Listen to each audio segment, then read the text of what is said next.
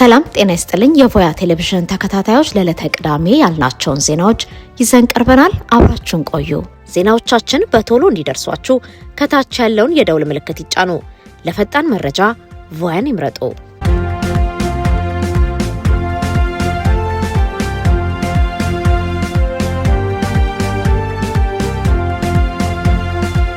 አርሰናል የሻምፒዮንነትን ድልና የኑሮ ውድነቱ ፌዝ በአዲስ አበባ የማሊያ ዋጋ እስከ 15000 ብር ደረሰም። የለንደኑ ክለብ አርሰናል የእንግሊዝ ፕሪሚየር ሊግ ሻምፒዮን መሆኑን ተከትሎ በአዲስ አበባ ከተማ ያልተለመደ የማሊያ ግብይት ንረትና እጥረት ተከስቷል። ሀገሪቱ በከፍተኛ የኑሮ ውድነትና የኢኮኖሚ ፈተና ውስጥ ባለችበት በዚህ ወቅት ይህ ክስተት ትልቅ ማህበራዊና ኢኮኖሚያዊ ትዝብትን ጥሏል። እንደዛ ሀበሻ ዘጋቢዎች የመስክ ቅኝት እና የወጡ መረጃዎች የክለቡን ሻምፒዮንነት ተከትለው በአዲስ አበባ ገበያዎች ውስጥ የአርሰናል ማሊያ ዋጋ በከፍተኛ ሁኔታ አሻቅቧል። በአሁኑ ወቅት አንድ የአርሰናል ማሊያ ከ5000 እስከ 15000 የኢትዮጵያ ብር እየተሸጠ ይገኛል። ከዚህ ከፍተኛ የዋጋ ንረት ባሻገር አሳሳቢ የሆነ የምርት እጥረትም ተከስቷል።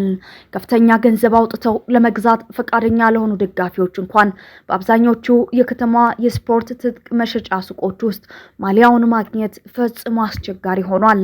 የዜና ከስፖርታዊ ድልና ደስታ ባሻገር የሀገሪቱን ወቅታዊ የኢኮኖሚና ማህበራዊ ገጽታ ቁልጭ አድርጎ የሚያሳይ ነው። ጉዳዩን በጥልቀት ስንመረምረው በርካታ አንኳር እውነታዎችን እናገኛለን። በመጀመሪያ ደረጃ የነጋዴዎች ያልተገባ ትርፍ በጉልህ ይታያል። በዓለም አቀፍ ደረጃ የአንድ ኦሪጂናል የእግር ኳስ ማሊያ መሸጫ ዋጋ በአማካይ ከ80 እስከ $120 ይደርሳል። ይሁን እንጂ ወደ ኢትዮጵያ ገበያ የሚገቡት አብዛኞቹ ማሊያዎች ከሲያ በተለይም ከታይላንድ እና ከቻይና የሚመጡ ሃይኮፒ ወይም አምሳያ ምርቶች ናቸው። እነዚህ ምርቶች ወደ ሀገር ውስጥ ሲገቡ የሚኖራቸው ትክክለኛ ዋጋ ከ15000 ብር እጅግ ያነሰ ቢሆንም ነጋዴዎች የደጋፊውን ስሜት በመጠቀም ኢፍትሃዊ የዋጋ ብዝበዛ እያደረጉ ይገኛሉ። በሌላ በኩል ክስተት የኑሮ ውድነትና የሀብት ክፍፍልን ልዩነት ያሳያል። አብዛኛው የሀገሪቱ ዜጋ የዕለት ጉርሱን ለመሸፈን በሚታገልበትና የዋጋ ግሽበት ጣራ በነካበት ሀገር ውስጥ ለአንድ መዝናኛ ማሊያ እስከ 15000 ብር የሚከፍል ማህበረሰብ መኖሩ በከተማዋ ያለውን እጅግ የሰፋ የኢኮኖሚ መደብ ልዩነት ያመላክታል። እንዲሁም የጉዳይ ከእግር ኳስና ከስነ ልቦና ማምለጫ ጋር ጥብቅ ቁርኝት አለው። ኢትዮጵያውያን ለእንግሊዝ ፕሪሚየር ሊግ ያላቸው ፍቅር የተለየ መሆኑ ይታወቃል።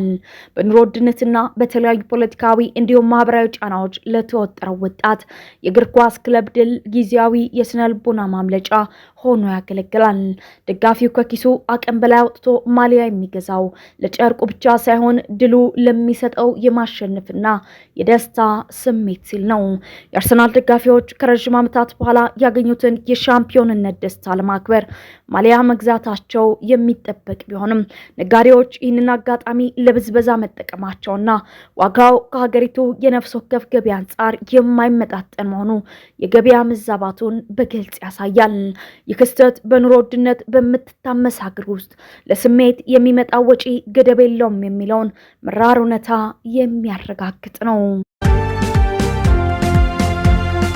መከላከያ ሰራዊት ለጽምዶ እንቅስቃሴ ሊሰጥ ስለሚችለው ምላሽ ለዲፕሎማቲክ ማህበረሰቡ ማብራሪያ መስጠቱን አስታወቀ። የኢትዮጵያ ሀገር መከላከያ ሰራዊት ጽምዶ በሚባለው አዲስ እንቅስቃሴ አማካኝነት የኢትዮጵያን ሉዓላዊነት ለመጋፋት የሚደረግ ማንኛውም ሙከራ ቢኖር ሊወስድ ስለሚችለው እርምጃ በአዲስ አበባ የሚገኙ የዲፕሎማቲክ ማህበረሰብ አባላት ማብራሪያ መስጠቱን አስታውቋል። በመከላከያ ሚኒስቴር የውጭ ግንኙነትና ወታደራዊ ትብብር ዳይሬክተር የሆኑት ሜጀር ጀነራል ተሾመ ገመቹ ለኢትዮጵያ ብሮድካስቲንግ ኮርፖሬሽን በሰጡት ቃለ ምልልስ ይህንን ሀሳብ መሬት ላይ ለማውረድ የሚደረግ ማንኛውም ጥረት ከመንግስት ከባድ እርምጃ እንደሚያስከትል አስጠንቅቀዋል። ሜጀር ጀነራሉ ጽምዶን የፈርዖን ቀንበር በተሸከሙ ኢትዮጵያውያንና በአካባቢው ባሉ ጥቂት ስብስቦች የተፈጠረ ጸረ ሉዓላዊነት እንቅስቃሴ ነው ሲሉ ገልጸውታል። እንደ ዳይሬክተሩ ማብራሪያ መንግስት በአዲስ አበባ ለሚገኙ የዲፕሎማቲክ አባላትና የወታደራዊ አታሺዎች ጉዳዩና ኢትዮጵያ አቋም በይፋዊ መስመሮች ለማስረዳት ሰፊ ጥረት አድርጓል። ይህ ማብራሪያ ያስፈለገበት ዋነኛ ምክንያት ወታደራዊ አታሺዎች ለአምባሳደሮቻቸውና ለሀገሮቻቸው አባላቶቻቸው መንግስት ቁልፍ የመረጃ ምንጭ በመሆናቸው መሆኑን አንስተዋል። ማንም አካል ይህን ሀሳብ ተግባራዊ ለማድረግ ቢሞክር የኢትዮጵያ መንግስት የሚሰጠው ምላሽ አስቀድመው እንዲረዱት ፈልገን ነው ያሉት ሜጀር ጀነራል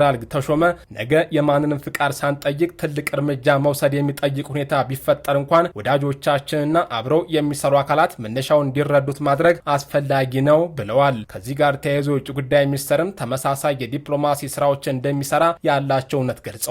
ምንም እንኳን የጽምዶ እንቅስቃሴ በአሁኑ ወቅት ለኢትዮጵያ ሰላምና ደህንነት ቀጥተኛ ስጋት ተደርጎ ባይወሰድም ወደ ተግባር ለመቀየር ለሚደረግ ማንኛውም ሙከራ ግን ጥብቅ ማሳሰቢያን ሰጥተዋል። ይህ ሀሳብ በመሬት ላይ ለማውረድ የስንዝር ያህል እንቅስቃሴ ቢያደርጉ እንደ ሉዓላዊ ሀገርና የኢትዮጵያ ሉዓላዊነት የማስጠበቅ አደራ እንደተሰጠው ተቋም በሰዓት ውስጥ እንደገባ ሰም እንደሚቀልጡ እናምናለን፣ እርግጠኞችም ነን ሲሉም አስጠንቅቀዋል። ይህ ቃለ ምልልስ የተሰጠው ኢትዮጵያውያን የተቃዋሚ የፖለቲካ ፓርቲዎች ከሱዳንና የኤርትራ ተሳታፊዎች ጋር በፖርት ሱዳን ስብሰባ ሲያደርጉ የሚያሳይ ተንቀሳቃሽ ምስል በማህበራዊ ሚዲያ ከተሰራጨ ከጥቂት ቀናት በኋላ ነው። ቪዲዮን ያሰራጨው ከኤርትራ መንግስት ጋር ግንኙነት እንዳለው የሚነገርለት ህድሞና ቲቪ የተሰኘ የዩቲዩብ ቻናል ነው። የሱዳን ግጭት በአፍሪካ ቀንድ አዳዲስ የፖለቲካ ትስስሮችን እየፈጠረ ባለበት በአሁኑ ወቅት ፖርት ሱዳን የኢትዮጵያ ፌዴራል መንግስትን ለሚቃወሙ ኃይሎች የፖለቲካና ወታደራዊ እንቅስቃሴ ማዕከል እየሆነች መጥታለች። ይህም ቪዲዮ መሰራጨቱ በኢትዮጵያ መንግስት ላይ ያነጣጠረ አዲስ ጥምረት ሊፈጠር ይችላል የሚል ስጋት በባለስልጣናት ዘንድ አሳድሯል። ከዚህም ባሻገር ሱዳን ኢትዮጵያን በሱዳን ግጭት ውስጥ ተቀናቃኝ ኃይሎችን ትደግፋለች ብላ መክሰሷ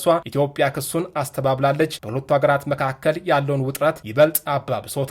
ጽምዶ የሚለው ቃል በህዝባዊ ወያነ ሓርነት ትግራይ አመራሮችና በኤርትራ መንግስት መካከል አለ ስለሚባለው ግንኙነት በሚደረጉ ውይይቶች ላይ ብቅ ያለ ሲሆን እስካሁን ግን ሁለቱም ወገኖች መደበኛ ጥምረት ወይም ፖለቲካዊ ስምምነት መኖሩን በይፋ አላረጋገጡም። በጠቅላይ ሚኒስትር አብይ አህመድና በኤርትራው ፕሬዝዳንት ኢሳያስ አፈወርቂ መካከል እንደ አውሮፓውያን አቆጣጠር በ2018 ተደርጎ የነበረው የሰላም ስምምነትን ተከትሎ ሞቆ የነበረው የአዲስ አበባና የአስመራ ግንኙነት ከቅርብ ወራት ወዲህ ክፉኛ እያሽቆለቆለ መጥቷል። ጠቅላይ ሚኒስትር አብይ አህመድ በቅርቡ ከኤርትራ ጋር ውጥረት መኖሩን አምነው የችግሩ መነሻ ኢትዮጵያ ለረጅም ጊዜ ስትጠይቀው ከነበረው የባህር በር ጥያቄ ይልቅ በትግራይ ጦርነት ወቅት ከተፈጸሙት ግፍና በደሎች ጋር የተያያዘ አለመግባባት መሆኑን ገልጸዋል። በሌላ በኩል የኤርትራ ባለስልጣናትና ከመንግስት ጋር ግንኙነት ያላቸው ሚዲያዎች የኢትዮጵያን የውስጥ የፖለቲካና የጸጥታ ሁኔታ አጥብቀው እየተቹ ሲሆን ጠቅላይ ሚኒስትሩን ጨምሮ የኢትዮጵያ ባለስልጣናት ደግሞ ኤርትራን በሀገሪቱ የውስጥ ጉዳይ ጣልቃ በመግባትና ፌዴራል መንግስቱን ከሚቃወሙ ታጣቂዎች ጋር ግንኙነት በመፍጠር ይከሷታል። ይህንን ሁኔታ ተከትሎ በሰሜን ኢትዮጵያ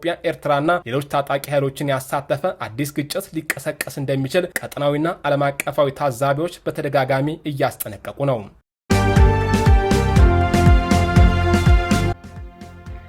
የሱዳን ጦር ኃይል የኢትዮጵያን ድንበር አቋርጦ የመጣን ጠላት ድሮን መትቼ ጣልኩ አለ።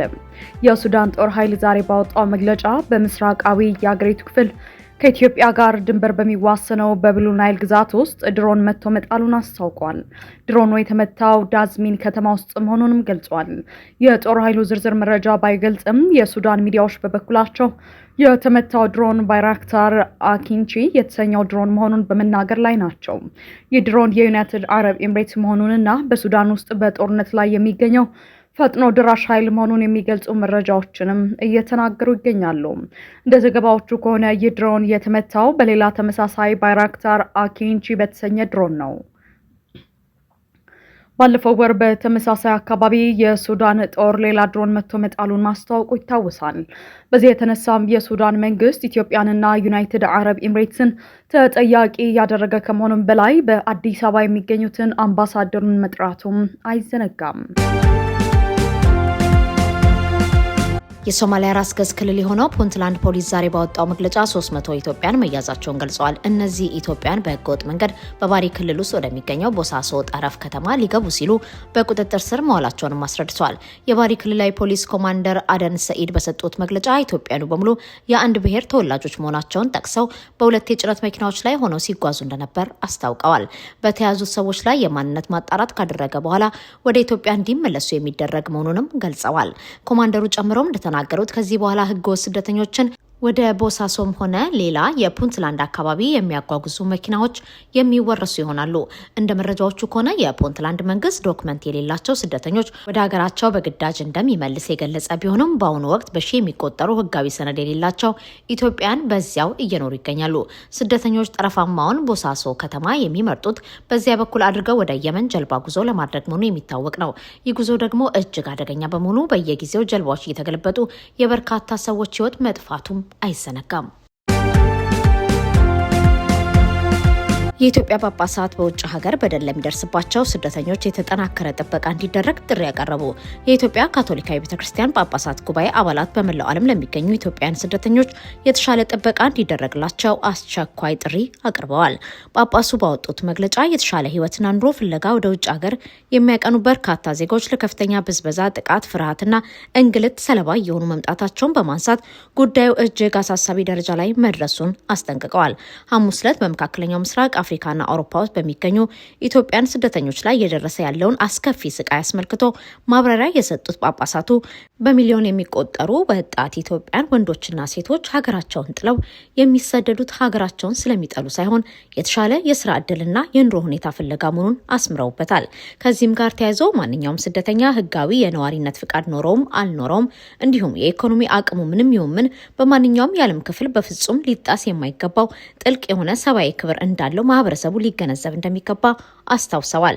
ጳጳሳቱ ይህንን አሳሳቢ የሰብአዊ መብት ጥሰት ለመግታት የሚመለከታቸው ዓለም አቀፍ እና ሀገር በቀል ተቋማት ሁሉ ለስደተኞች ዜጎች ደህንነትና ሰብአዊ መብት መከበር ዘብ እንዲቆሙ በአጽንኦት አሳስበዋል።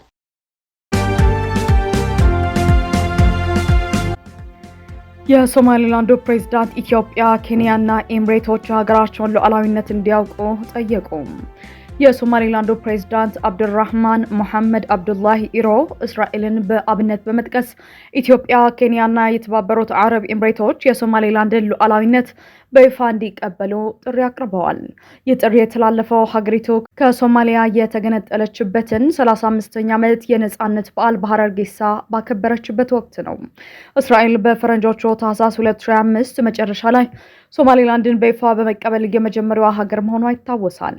በቅርቡም የሀገሪቱን የመጀመሪያ ሙሉ አምባሳደር ተቀብላለች። ፕሬዚዳንት ኢሮ ሶማሊላንድ መቼም ብቻዋን ሆና አታውቅም በማለት ኢትዮጵያ፣ ኬንያ፣ ኤምሬቶችና ታይዋን በክፉም ሆነ በደጉ ጊዜ ከጎናቸው እንደቆሙ በማስታወስ ይፋዊ እውቅና እንዲሰጧቸው አሳስበዋል። ከዚህም ባለፈ ሶማሊላንድ ዓለም አቀፍ እውቅና የማግኘት ዘመቻዋን በስርዓትና ያለ ረፍት ለመምራት የሶማሊላንድ የነጻነት እውቅና ተቋም ወይም SIRI የተሰኘ አዲስ ተቋም በይፋ አስመርቃለች። ይህን ተቋም በሊቀመንበርነት የሚመሩት የቀድሞው የእንግሊዝ መከላከያ ሚኒስትር ጋቪን ዊሊያምሰን ሲሆኑ በምረቃው ላይ ባደረጉት ንግግር የሶማሊላንድን የተረጋጋ ፖለቲካና የዲሞክራሲ ስርዓት በግጭት ከምትታመሰው ሶማሊያ ጋር አነጻጽረዋል። የሶማሊላንድ የነጻነት ጥሪ የጎላው ጎረቤት ሶማሊያ የፕሬዝዳንት ሐሰን ሼክ መሐመድና የፌዴራል ፓርላማው የስልጣን ዘመን ማብቃቱን ተከትሎ ወደ ከፋ የፖለቲካ አለመረጋጋትና ህገ መንግስታዊ ውዝግብ ባመራችበት ወሳኝ ወቅት ላይ ነው። ዊሊያምሰን የሶማሊያ መሪዎችን ህዝብን የሚያገለግል መንግስት ከመገንባት ይልቅ ራሳቸውን በግጭት ውስጥ ለማቆየት የሚፈልጉ ሲሉ አጥብቀው ተችተዋል።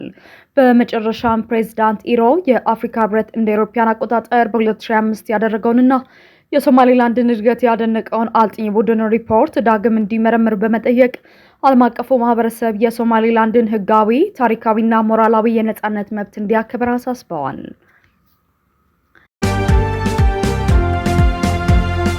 ኢራን ምዕራባዊ የአየር ክልሏን መዝጋቷን አስታወቀች። በቴህራንና በዋሽንግተን መካከል ስምምነት እንዲደረስ የሚደረጉ ዲፕሎማሲያዊ ጥረቶች እንደቀጠሉ ሲሆን፣ በሌላ በኩል አሜሪካ በኢራን ላይ ወታደራዊ ጥቃት ለማድረስ እየተዘጋጀች መሆኑን የሚገልጹ ሪፖርቶች እየወጡ ይገኛሉ። ይህንን ተከትሎ የኢራን ሲቪል አቪዬሽን ዛሬ ባወጣው መግለጫ በምዕራባዊ የአገሪቱ ክፍሎች የሚገኙ የአየር ክልል በጊዜያዊነት መዘጋቱን አስታውቋል። ድርጅቱ በመግለጫው በሁሉም በምዕራባዊ ኢራን ያሉ አየር ማረፊያዎች የመንገደኞች አውሮፕላኖች ከማስተናገድ እንዲቆጠቡ ማድረጉን ገልጿል። እንደ ገልፍ ኒውስ ዘገባ በአሁኑ ወቅት በኢራን አገልግሎት እየሰጡ ያሉ 8 አየር ማረፊያዎች ብቻ ሲሆኑ እነሱም ጥብቅ መመሪያ ተላልፎባቸዋል። ከነዚህ መመሪያዎች መካከል አየር መንገዶቹ በቀን ክፍለ ጊዜ ብቻ እንዲሰሩ የሚለው የሚገኝበት ሲሆን እያንዳንዱ በረራም የተለየ ፍቃድ ማግኘት እንደሚገባው የሚልም እንዳለበት ዘገባው አስታውቋል። ዶክተር ደብረጽዮን የኤሌክትሪክ የህዝብ ትራንስፖርት ለማቅረብ ወሰኑ። ከትግራይ ክልል ጊዜያዊ ፕሬዝዳንት ሌተናንት ጀነራል ታደሰ ወረደ ስልጣኑን ቀምተው የክልሉ ፕሬዝዳንት የሆኑት ዶክተር ደብረጽዮን ገብረ ሚካኤል የራሳቸው አዲስ ካቢኔ ያዋቀሩ ሲሆን በዚህም የተለያዩ ውሳኔዎችን እያሳለፉ ይገኛሉ። በዛሬው ዕለት ደግሞ የካቢኔ በኤሌክትሪክ የሚሰሩ የህዝብ ትራንስፖርት ለማቅረብ ውሳኔ ያሳልፏል። የፕሬዝዳንቱ ጽሕፈት ቤት እንደገለጸው እዚህ ውሳኔ ላይ የደረሰው የፌዴራል መንግስቱ በነዳጅ ላይ የጣለው እገዳ በትራንስፖርት ላይ ችግሮችን በመፍጠሩ ነው። እነዚህ ችግሮች ለማቅለል ለህዝብ ትራንስፖርት የሚውሉ በኤሌክትሪክ የሚሰሩ አውቶቡሶች እንደሚያስገባ የገለጸው ጽሕፈት ቤቱ ጨምሮም ለመንግስት ሰራተኞች ደግሞ ማዕከላዊ የትራንስፖርት አገልግሎት እንደሚሰጥ አስታውቋል። ኢራን የኒውክሌር ጉዳይ ከአሜሪካ ጋር በሚደረገው የመጀመሪያ ደረጃ የስምምነት ማዕቀፍ ውስጥ አይካተትም አለች። የኢራን መንግስት ከአሜሪካ ጋር ያለውን ጦርነት ለማስቆም በማርቀቅ ላይ ባለው የመጀመሪያ ደረጃ የስምምነት ማዕቀፍ ውስጥ የኒውክሌር ጉዳይ እንደማይካተት አስታወቀ። የኢራን የውጭ ጉዳይ ሚኒስቴር ቃል አቀባይ እስማኤል ባቃይ ለሀገሪቱ የመንግስት ቴሌቪዥን በሰጡት መግለጫ በዚህ ደረጃ ላይ ስለ ኒውክሌር ጉዳይ ዝርዝር ሀሳቦች አንወያይም፣ ከዚህ ይልቅ ለሁላችንም አፋጣኝና ቅድሚያ የሚሰጠው ጉዳይ ላይ ለማተኮር ወስነናል። ይህም ሊባኖስን ጨምሮ በሁሉም ግንባሮች እየተካሄደ ያለው ጦርነት ማስቆም ነው ብለዋል። ቃል አቀባዩ አክለውም የኒውክሌር ጉዳይ ወደፊት በሂደት በልዩ ሁኔታ ለብቻው ውይይት የሚደረግበት ይሆናል ሲሉ አብራርተዋል። የዩክሬኑ ፕሬዝዳንት ዘለንስኪ ዛሬ ለአውሮፓ ህብረት የተቃውሞ ደብዳቤ ማስገባታቸው ተገለጸ። ፕሬዝዳንቱ ይህንን ደብዳቤ ያስገቡት ጀርመን የዩክሬንን የአውሮፓ ህብረት አባልነት አስመልክቶ ያቀረበችውን ምክረ ሀሳብ በመቃወም ነው። የጀርመን ምክረ ሀሳብ ዩክሬን ተባባሪ አባል በመሆን ህብረቱን እንድትቀላቀል የሚል ነበር።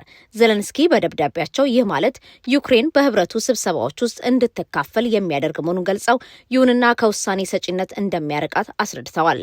ጨምሮም ዩክሬን የመምረጥና የመመረጥ መብት ሳይኖራት በህብረቱ ስብሰባዎች ውስጥ እንድትካፈል መደረጉ ኢፍትሐዊነት ነው ያሉት ዘለንስኪ አገራቸው የአውሮፓ ውህደት ሂደት አንዱ አካል መሆን እንደሚገባትም አሳስበዋል። የጀርመኑ ቻንስለር ፍሬድሪክ መርሽ ያቀረቡት ምክረ ሀሳብ ዩክሬን ሙሉ አባል ከመሆኗ በፊት እንደ ሽግግር ተባባሪ አባል በሚል ህብረቱን እንድትቀላቀልና ድምጽ በመስጠት ሂደት ሳትሳተፍ በስብሰባዎች ላይ እንድትገኝ ነው። ይህም 4 ዓመትን ያስቆጠረው የሩሲያ ጦርነት በስምምነት እንዲጠናቀቅ አስተዋጽኦ ይኖራል የሚል እምነት እንዳላቸው ገልጸው ነበር። ይሁን እንጂ ዘለንስኪ ይህንን ሀሳብ አጥብቀው ተቃውመው በደብዳቤያቸው ዩክሬን በትክክለኛው መንገድ ሙሉ አባል እንድትሆን ማስተዋወቂያ ጊዜው አሁን ነው ብለዋል። የአውሮፓ ህብረት ለዩክሬን እያደረጉ ያሉትን እርዳታ ያመሰገኑት ዘለንስኪ ጨምረውም እኛ አውሮፓን እየጠበቅን ያለነው በግማሽ ሳይሆን ሙሉ በሙሉ ነው። ስለዚህም እኛ ከአውሮፓ ሙሉ መብት እንድናገኝ እንፈልጋለን ማለታቸውን ሮይተርስ ዘግቧል። ከኢትዮጵያ ወደ ካናዳ የተመለሰ መንገደኛ የኢቦላ ምርመራ ውጤት ነፃ መሆኑ ተረጋገጠ። የካናዳ የጤና ባለስልጣናት በቅርቡ ከኢትዮጵያ ወደ አገሪቱ የተመለሰ አንድ መንገደኛ የኢቦላ ቫይረስ እንዳልተገኘበት በይፋ አረጋግጠዋል። ግለሰቡ ከጉዞ ሲመለስ የተለያዩ በሽታዎችን ሊያመላክቱ የሚችሉ የህመም ምልክቶች በማሳየቱ ለከፍተኛ ጥንቃቄ ሲባል በተደረገለት የመጀመሪያ ደረጃ ማረጋገጫ የላቦራቶሪ ምርመራዎች ከበሽታው ሙሉ ለሙሉ ነፃ መሆኑ ተረጋግጧል። የካናዳ ዋና የህዝብ ጤና ኦፊሰር ዶክተር ጆስ ፌርመር እንዳስታወቁት የምርመራ የተደረገው በምስራቅና በመካከለኛው አፍሪካ በተለይም በዲሞክራቲክ ሪፐብሊክ ኮንጎና ዩጋንዳ እየጨመረ የመጣውን የኢቦላ ወረርሽኝ ስጋት ተከትሎ ነው። ሁኔታውን ተከትሎ የካናዳ መንግስት ወደ አገሪቱ ለሚገቡ መንገደኞች አውሮፕላን ማረፊያዎች ላይ የተጠናከረ የኢቦላ ልየታና ምርመራ የጀመረ ቢሆንም የዓለም ጤና ድርጅት ዓለም አቀፋዊ ስጋቱ አሁንም ዝቅተኛ መሆኑን በማሳወቁ ምንም አይነት የጉዞ እገዳ እንዳልተጣለ ባለስልጣናቱ አስታውቀዋል።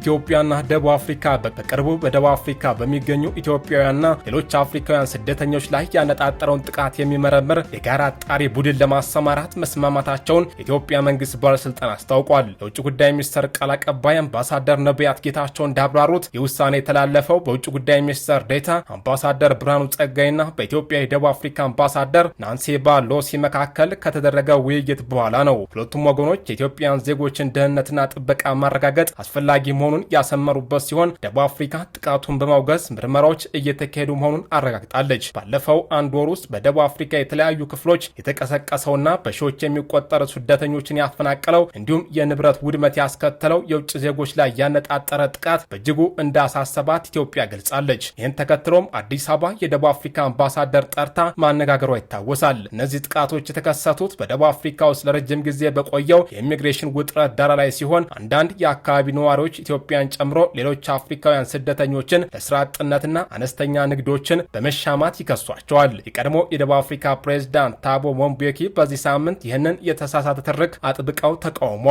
የሀገሪቱ የኢኮኖሚና የማህበራዊ ችግሮች መንስኤ የመልካም አስተዳደር ውድቀት እንጂ ስደተኞች አለመሆናቸውን አስረድተዋል። በኬፕታውን በተካሄደው የኔፓድ የከፍተኛ አመራሮች የንግድ ቁርስና የአፍሪካ ቀን ንግግር ላይ የተገኙት ሞምቤኪ ደቡብ አፍሪካውያን የስራ አጥነትና የወንጀል መዋቅራዊ መንስኤዎችን ከመፍታት ይልቅ ጣታቸው ጣታቸውን በተሳሳተ ሰው ላይ እየቀሰሩ መሆናቸውን ገልጸዋል። ለከፍተኛ ወንጀልና የስራ አጥነት ችግር ተጠያቂዎቹ ጃኮብ ዙማና ሲሪል ራማፎዛ እንጂ ህገወጥ ስደተኞች አይደሉም ያሉት ሞምቦኪ በሳቸው የፕሬዝዳንትነት ዘመን ህገወጥ ስደተኞች በሀገሪቱ ቢኖሩም ኢኮኖሚው እያደገና የወንጀል መጠኑም እየቀነሰ እንደነበር አስታውሰዋል። ከፍተኛ የስራ አጥነትና የወንጀል መጠን መኖሩን ያመኩት ሞምቦኪ የውጭ ዜጎችን ከሀገር የማባረር ጥሪ መሰረታዊ የሆነውን የኢኮኖሚ ችግር እንደማይፈታው አስጠንቅቀዋል። እውነተኛ ወንጀለኞቹን ትታችሁ ሰነድ በሌላቸው አፍሪካውያን ላይ በመጮህ የስራ አጥነት ችግርን አትፈቱም፣ ወንጀለኞቹ እዚህ ተቀምጠዋል፣ እኛ ግን በተሳሳተ ሰው ላይ ጣታችንን እየቀሰር ነው ሲሉም ተችተዋል። ባለፈው ወር በሰጡት ሌላ የቴሌቪዥን ቃለ ምልልስ የደቡብ አፍሪካ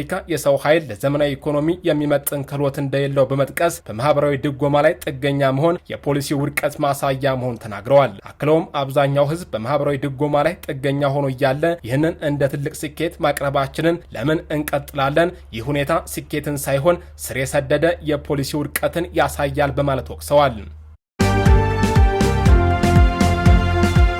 በኢትዮጵያ ደቡብ ሱዳንና ዩጋንዳ ቀጠና የሚገኙ የመንፈስ ቅዱስ አገልጋይ ሚስዮናውያን እህቶች ማህበራት አባላት በምስራቅ አፍሪካ ለሚገኙ ካቶሊክ ሀገረ ስብከቶች መንፈሳዊ ተቋማትና ለመላው ምዕመናን አስቸኳይ ማስጠንቀቂያ ሰጥተዋል። ማስጠንቀቂያው የተሰጠው አንዲት ግለሰብ የዚሁ ማህበር አባል መነኩሲት ነኝ በማለት ህብረተሰቡና ተቋማትን በማታለል ላይ በመገኘቷ ነው። የማህበሩ አመራሮች ባወጡት መግለጫ የዚች አጭበርባሪ ግለሰብ ስም ማሪያ ሲሲሊያ ኒያኪያቶ ኪሚጊሻ መሆኑን ይፋ አድርገው ከማህበራቸው ጋር ምንም አይነት ግንኙነት እንደሌላት አረጋግጠዋል። የማህበሩ መሪ ሆኑት ሲስተር ላቭላ ቶማስ በሰጡት ማብራሪያ ከተደረገው ማጣራት በኋላ ግለሰቧ በማንኛውም ጊዜ የማህበሩ አባል ሆና እንደማትታወቅና ከቀጠናውም ሆነ ከማህበሩ ጋር ምንም ትስስር እንደሌላት አስረድተዋል። ግለሰቧ የተለያዩ ሀገረ ስብከቶችን፣ የሃይማኖት ማህበረሰቦችና ግለሰቦችን በማነጋገር የተለያየ መልክ ያላቸውን እርዳታዎችና ድጋፎችን እየጠየቀች መሆኑን የገለጹት ሲስተር ላቪሊ ሁሉም አካላት ከዚች ግለሰብ አስፈላጊውን ጥንቃቄ እንዲያደርጉ አሳስበዋል።